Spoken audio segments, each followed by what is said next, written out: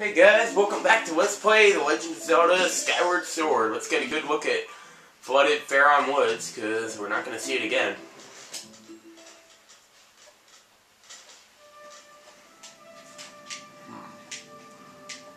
So, this feels really weird playing a 3D Zelda game. I've kind of been playing the heck out of the 2D top-down ones, and not actually because of the release of Oracle of Seasons and Ages on the 3DS Virtual Console. I do plan to get those. What I've actually been doing is I've beaten Minish Cap, and now I'm playing the hell out of Link to the Past.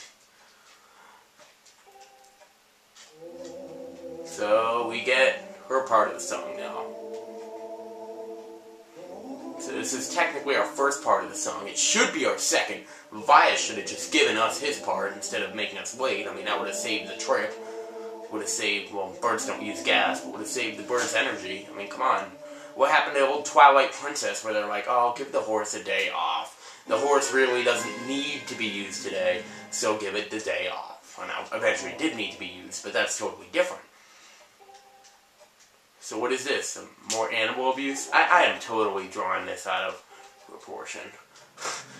I love how she says all this excitement has been rather draining, and then she just drains the water. I mean, that's so perfect, isn't it? How can she survive out of water?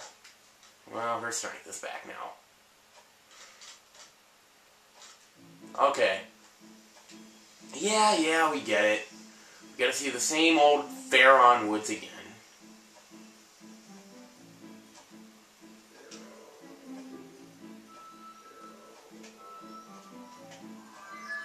I mean, I would have loved to, go up to the waterfall there and, just have there be more outdoor lake stuff, you know?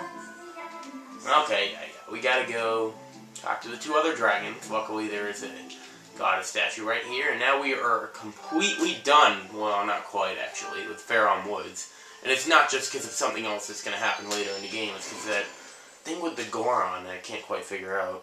In this video, I'm not going to get myself worried about side quests, so I'm just going to play the game. And now that we're going to Eldin, this would normally be the time when I cut, although it's really not that far. But there's something I want to talk about. It's something that's been bothering me ever since I saw it, and I said, oh, next time I got to share my 2 cents on this. Okay, so I've already discussed Link to the Past 2. And I've already discussed my thoughts about it being an overhead Zelda. So, I might sound like a hypocrite, but hear me out, okay?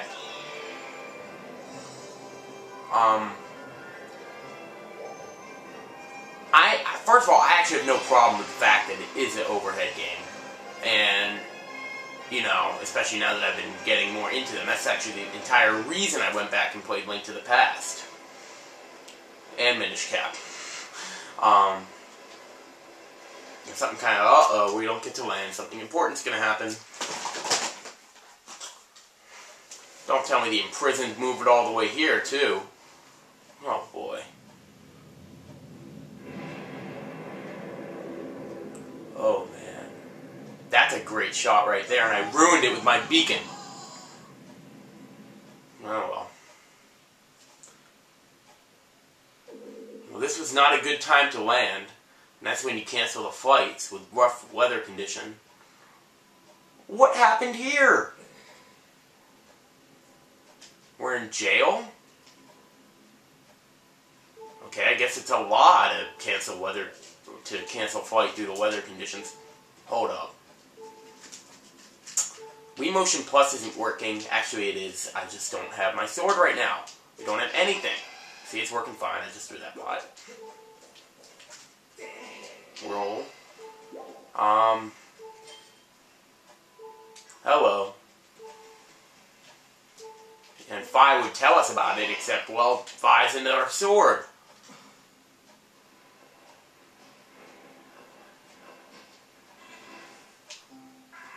Ta-da, I'm here to save the day. Hey, long time no see. Don't tell me you forgot my ugly mug. Yeah, this is Platts. One of the guys we helped so many of you guys. I'm searching. I know why you're really here. You heard the rumor about the baddies and their treasure, too. Man, who are you guys? The Wario brothers? Always worried about treasure.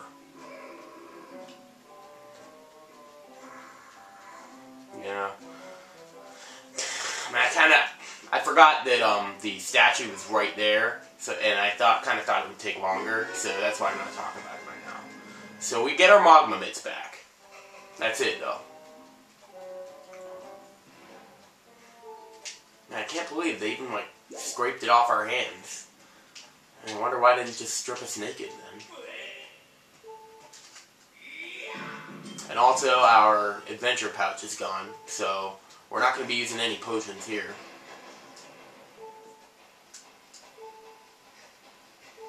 Okay, anyway. So what we have to do here is pretty much play the entire Eldin volcano map like a sort of stealth until we can get our sword back. But we will get some of our other items back. And on the map, you can see where they all are. So I'm going to put some beacons over them right now. Now back to Link to the Past 2. I realize I did say what I said before, and all I said was that, and if I did say something different, well then I was wrong, but all I said was that I would have rather, I just like the 3D Zeldas better, but I'm perfectly fine with the fact that they are making an overhead one. I'm sure it's going to be great. And Zelda Dungeon pretty much kind of said, is it really the best thing, and should overhead Zeldas be obsolete now? And I kind of thought that was a little ridiculous. And then they said a thing that I think is really stupid. They say, Zelda fans who have waited 4 years since the release of Spirit Tracks and can't believe they're getting another overhead Zelda. And I just said to myself, what in the hell does Spirit Tracks have to do with anything? I assume that what they thought they meant is that, well, Spirit Tracks was the last handheld Zelda. Which it really wasn't. It was Ocarina of Time 3D, but the newest handheld Zelda. But what does Spirit Tracks have to do with anything? It would be one thing if it was the last game that was made in the series, but it's not. Skyward Sword was. Skyward Sword, and guess what? This is a 3D game. Not when we're burrowing down there. You know what I mean. It's a good thing I didn't say that when I was burrowing down there, because that would have looked really silly. Okay, we don't want to mess with these guys, although right now their curse really wouldn't hurt us, because, well, we can't do anything anyway. So, I don't know what they're thinking with that. Like, are there even any Zelda fans? Like, you can't just separate the handheld and the console games like that. It makes no sense, because if you're a Zelda fan, is there any such thing as a Zelda fan who only plays the handheld games? And if there was, okay, then you would be used to playing the overhead games, because the Zelda handheld games have always been overhead.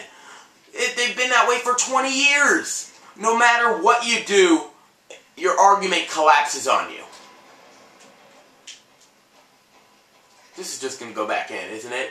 So no matter what argument you take, your argument's just going to collapse on you. So let's pretend I was arguing with someone, said, oh, 4 years since the release of Spirit Tracks. I say, well, Spirit Tracks wasn't the last Zelda game made. Oh, we're just talking about handhelds. Well, then that's irrelevant, because it doesn't matter whether it's a handheld game or not. And he said, well, what about Zelda fans that only play the handhelds? Well, then Zelda fans that only play the handhelds would be fans of the 2D overhead games.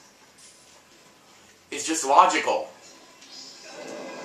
Speaking of that, oh, over here. For some reason I thought that was the way I came from, and I'm sorry. And now you get to see one of the most random presences in the game. This thing is here. Apparently they were so worried about people getting stuck in this game that, well, in the one situation where you couldn't go back to where you were, and we can't go back to where we are right now, which is, I guess the weather conditions are too rough, which makes sense. Yeah. So, I just thought that was really stupid of them to bring Spirit Tracks into it like that, and making it seem like it's and also, Spirit Tracks is a great game. Like, it almost seemed like they were making it seem like it was a bad game, and they went on to insult it again, and an insult that sounded like it made sense, but really didn't. Because in the end of the article, they say, like, oh, should handheld games be obsolete? But then they say, well, wait a minute, some of the best and most loved Zelda games in the series are handheld games, like Link to the Past, and Link's Awakening, and the Oracle games. And then they say, oh, but we can still go back and enjoy all the overhead games, like Link's Awakening, Link to the Past, the original, Oracle, and even Minish Cap. What do you mean, even Minish Cap? Just because it's more recent, that it can still be enjoyed? Minish Cap is actually one of the best Zelda games ever made, for that matter. So now we get to see what's in all the treasure chests. And it kind of takes away a little of the surprise, so actually I'm not going to show you. And you didn't already see, because, well, hopefully you didn't already see. I totally forgot about it. But I'm not going to show you because, you know what? I want to keep it a surprise. It should be a surprise. And it's not like you really have a choice on how to get, which order to get these treasure chests.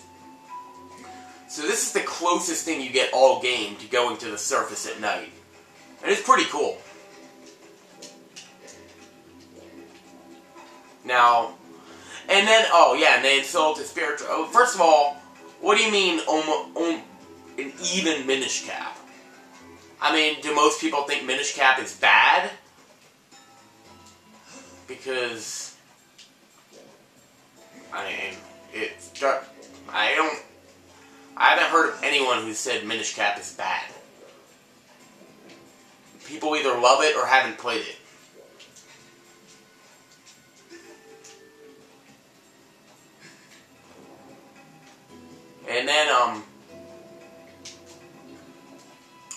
And then they say, hopefully, and then they say Zelda 3DS is a huge risk, because what if the sales are as appalling as Spirit Tracks? What Spirit? Which Spirit Tracks are you talking about? Because after that, I went and looked up how appalling the sales actually were. And they were appalling enough to be the #1 selling video game in December 2009, if that's what you mean. And in the UK, it's in the top 5 DS games sold. I mean, it's not Pokemon, but it's still pretty good. Okay, we can't go that way. Maybe I should use the Sheikah Stone. No, I'm just getting really distracted right now. I'm sorry, but that was something I really wanted to say.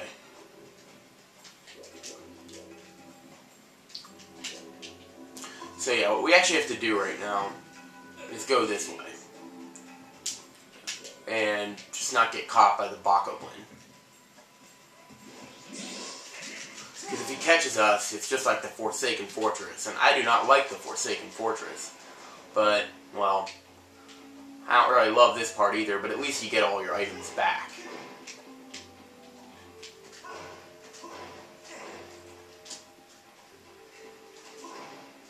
And at least it makes more sense than the whole robot thing. I mean, come on, at least give us a reason why we can't warp to the top. That's the #1 video game logic moment in my mind. And I don't know if I've told you what the #2 one is for me. I don't know if I've shared that yet, but I don't think I have actually said it on here. But it's the stupidest thing ever. I've actually been thinking about making a list of the top 10 video game logic moments, but the thing is, they have to have some sort of mental thing about it. It can't just be like, how does Link able to hold so many items in his bag? Because that's way too easy. Like, so, the one I was thinking of was in Luigi's Mansion Dark Moon. I don't know if you already know where I'm going with this, but Luigi's Mansion Dark Moon, I know that's a newer game, so, I don't want to spoil too much. But, well, you have to help a bunch of these toads. And there's this one toad in the Clockwork Mansion.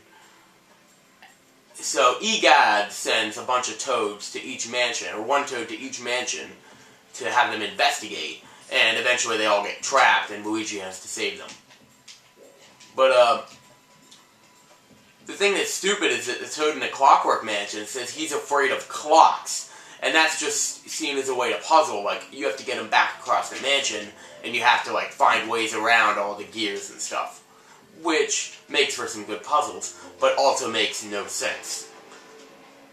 Because if he was afraid of clocks, why in the world would Egad send him to the Clockwork Mansion? He has 4 other Toads. And he sends the one who's afraid of clocks. The only one who could possibly be afraid of clocks, probably the only Toad in the Mushroom Kingdom who's afraid of clocks, and he sends him to the old Clockworks. And you could say, well, Egad probably just didn't know that. I mean, Egad didn't even remember that he sent 2 Toads to the Treacherous Mansion. But guess what? Wouldn't the Toad have objected? You know, he was quick to tell Luigi that he was afraid of clocks. So it's not like he's shy. Couldn't he have done the same to Egad?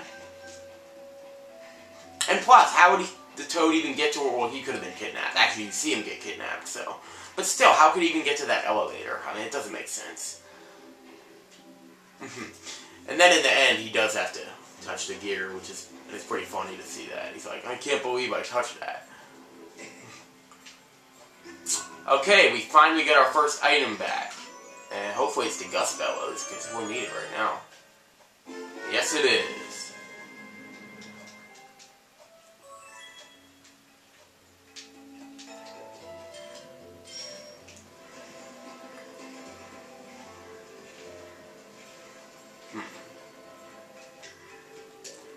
You know, one thing about this game, I don't disagree with people who say that the items in this game aren't really used that much outside of their own dungeons. I mean, I used to disagree more. I actually still do, actually. I mean, items still are used outside of dungeons. I mean, hell, I'm using this outside of a dungeon.